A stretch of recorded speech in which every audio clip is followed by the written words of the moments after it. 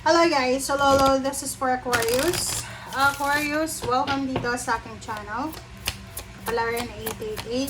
Welcome guys. Okay, cow. Oh wow, cow. Baka. Give with, oh wow, Aquarius.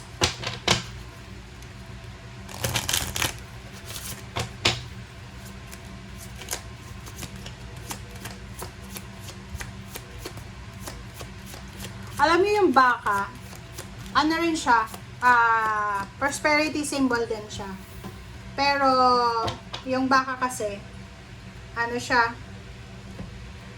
pag nagbibigay kasi yung baka, nakikita nyo ba? Yung halimbawa may baka kayo, tas hindi siya marunong mag-share ng kanyang food. Hindi siya marunong mag-share. So, parang, bibigyan ka lang ng baka if may benefits siyang makukuha sa'yo. So, Aquarius, yung intention mo, napaka-importante to. Napaka-importante yung good intention natin. Kung tayo ay magbibigay, kung tayo ay tutulong sa kapwa, kailangan, unconditional. So, walang kondisyon, tumulong ka sa kahit na kanino. Like, yung mga taong nasa lansangan, yung mga taong hindi makakapag-give back sa'yo. Kasi may mga tao na, for the sake na, tutulong lang sila doon sa mga taong may balik sa kanila. So, dito sa barahan na to, sinasabi na magbigay with love and grace. Okay? Si Archangel Raphael naman, nandito sa'yo para sabihin sa'yo na tutulungan ka daw niya na gumaling sa mga lahat ng physical challenges mo sa sarili mo at sa ibang tao. Okay, so, kumbaga, tutulungan ka ni Archangel Raphael na gumaling sa kung ano man na pain and heartaches mo, sa financial or spiritual problems, emotional, psychological. But make sure na maging ka din, tumulong ka din sa ibang tao. Parang ganun, give and take energy. Kasi yung cow, yung nga sabi ko sa inyo ang cow kasi selfish yan. Selfish kasi yung cow. Tingnan nyo ba? Pumunta kayo sa sa mga place kung saan may cow.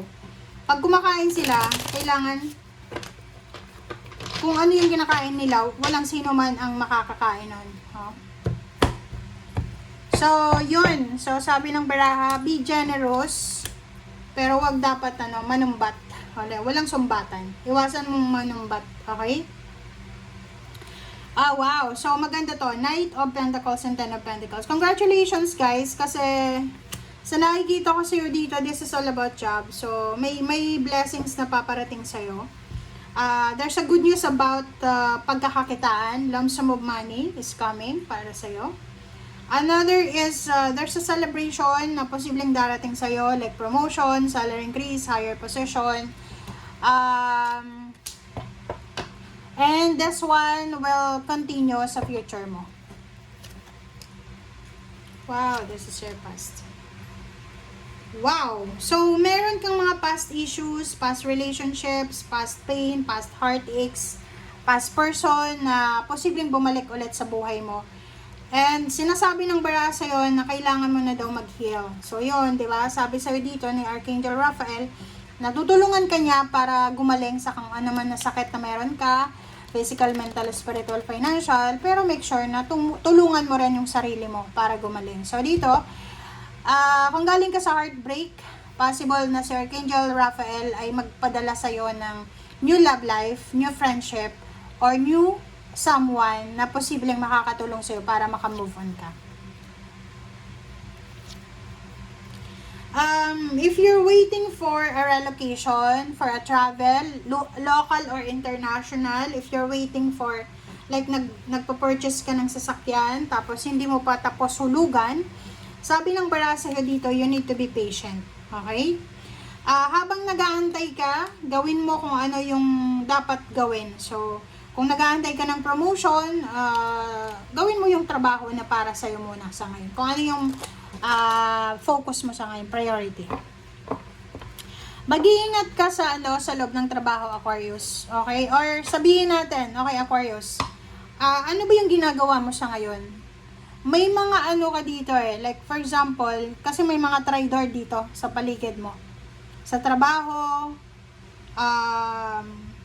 kailangan mo dito ng sobrang pasensya. Alam nyo ba, may kasabihan tayo na kahit gaano ka pakalungkot na mag-isa, tiisin mo yan kaysa bumalik ka doon sa taong nanakit sa'yo. Parang ganon. So, sa'yo dito, you need to be careful kasi yung mga taong trumaydor sa'yo ay posibleng papasok sa buhay mo ulit or gusto nilang pumasok sa buhay mo hindi para sa clear intention or good intention nila, kundi para humingi ng backup sa'yo. Parang ganun. So, sinasabi ng Seven of Swords dito na you need to be careful kung pare-pareho kayo ng business or kung pare-pareho kayo ng trabaho sa loob ng company. Mag-iingat ka. Kasi, nakikita nila na mabilis kang mamanipulate. Diba? Kita mo na. Kung ako sa'yo, etong mga taong ito, hindi mo sila maaasahan eh. Dapat nag-move on ka na eh. Lalo yung mga ex nyo, may mga ex kayo na nagpaparamdam. So, sa barahang ito, sabi ng baraha, huwag kang matakot mag-isa. Huwag kang matakot maging single, huwag kang matakot na walang kaibigan, huwag kang matakot na mag-isa. Kasi yung Queen of Swords, sinasabi ng baraha, kailangan naka-move on ka na sa past pain and heartaches mo.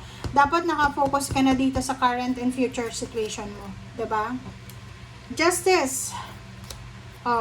Sabi ng baraha sa'yo dito, there's a good karma coming para sa'yo, Aquarius.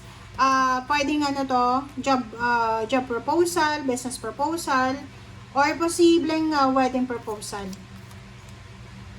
Sa nakikita ko sa'yo dito, mawawalan ka ng pera.